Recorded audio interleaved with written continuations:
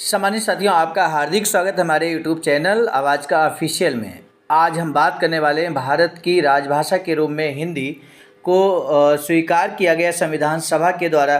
पूरी प्रक्रिया हम जान लेते हैं। सम्मानित साथियों, ये निश्चित तौर पर ऐतिहासिक दिन है। आज 14 सितंबर 2024 को ये वीडियो रिकॉर्ड कर रहे हैं, आप तक पहुंचाने की हमारी कोशिश है। संविधान सभा ने लंबी चर्चा के बाद 14 सितंबर सन 1949 को हिंदी को भारत की राजभाषा स्वीकारा था। इसके बाद संविधान में अनुच्छेद 343 और 351 तक राजभाषा के संबंध में व्यवस्था की गई। इसकी स्मृति को ताज़ा रखने के लिए 14 सितंबर का दिन प्रतिवर्ष हिंदी दिवस के रूप में मनाया जाता है। ज्ञात रहे कि भारतीय संविधान में राष्ट्रभाषा का उल्लेख नहीं है। 14 सितंबर की शाम को संविधान सभा में हुई बहस के समापन के बाद जब संविधान का भाषा संबंधी तत्कालीन भाग 14 का और वर्तमान भाग 17 संविधान का भाग बन गया, तब डॉक्टर राजेंद्र प्रसाद ने अपने भाषण में बधाई के कुछ शब्द कहे। आगे बधाई के कुछ शब्द हम आपसे शेयर करें, इससे पहले हमारा आपसे निवेदन है कि आप हमारे इस चैनल आवाज़ का ऑफिशियल को अभी सब्सक्राइब कर लें बेल आइकन के साथ में। सम्मानित साथियों, इस आवाज़ का ऑफिशियल यूट्यूब चैनल पर सुबह 5 बजे हर दिन अंबेडकर संदेश प्रस्तुत किया जाता है और जिसमें बाबा साहब के विभिन्न स्पीचेज होते हैं, लेख होते हैं। डॉक्टर राजेंद्र प्रसाद ने अपने भाषण के बधाई शब्दों में क्या कुछ कहा। उन्होंने कहा कि आज पहली ही बार ऐसा संविधान बना है जबकि हमने अपने संविधान में एक भाषा रखी है जो संघ के प्रशासन की भाषा होगी। इससे पहले कि हम आगे बढ़ें, हम आपको बता दें, संविधान जो बना रहे थे प्रारूप समिति के अध्यक्ष डॉक्टर वी.आर. अम्बेडकर, उनके नेतृत्व में भारतीय संविधान बनाया जा रहा था और वो प्रारूप समिति के अध्यक्ष थे।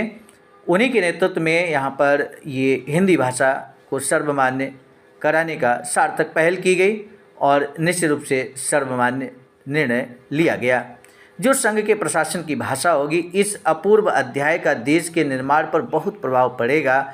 उन्होंने इस बात पर अपनी प्रसन्नता व्यक्त की कि संविधान सभा ने अत्यधिक बहुमत से भाषा विषयक प्रावधानों को स्वीकार किया। अपने वक्तव्य के उपसंहार में उन्होंने जो कहा वह अब स्मरणीय है। उन्होंने कहा कि ये मानसिक दशा का भी प्रश्न है जिसका हमारे समस्त जीवन पर प्रभाव पड़ेगा।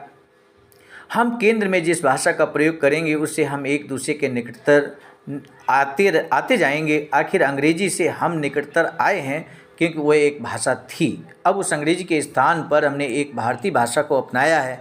इससे अवश्यमेव हमारे संबंध घनिष्ठतर होंगे, विशेषतः इसलिए कि हमारी परंपराएं एक ही हैं, हमारी संस्कृति एक ही है और हमारी सभ्यता में सब बातें एक ही हैं। अतएव यदि हम इस सूत्र को स्वीकार नहीं करते तो परिणाम ये होता है कि या तो इस देश में बहुत सी भाषाओं का प्रयोग होता या वे प्रांत पृथक हो जाते हैं जो बाध्य होकर किसी भाषा विशेष को स्वीकार करना नहीं चाहते थे।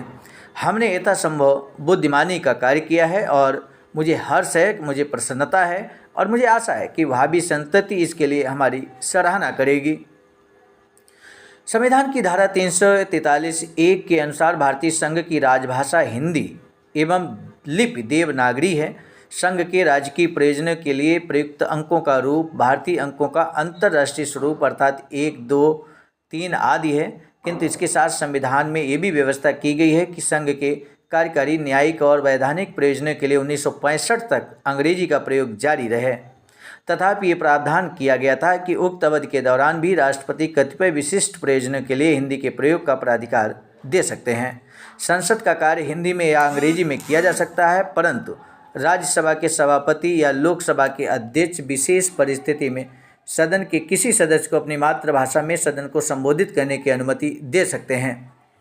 संविधान का अनुच्छेद 120 के तहत ये होगा, किन प्रयोजनों के लिए केवल हिंदी का प्रयोग किया जाना है, किन के लिए हिंदी और अंग्रेजी दोनों भाषाओं का प्रयोग आवश्यक है और किन कार्यों के लिए अंग्रेजी भाषा का प्रयोग किया जाना है। ये राजभाषा अधिनियम 1963, राजभाषा नियम 1976 और उनके अंतर्गत समय समय पर राजभाषा विभाग, गृह मंत्रालय की ओर से जारी किए गए निर्देशों द्वारा निर्धारित किया गया है।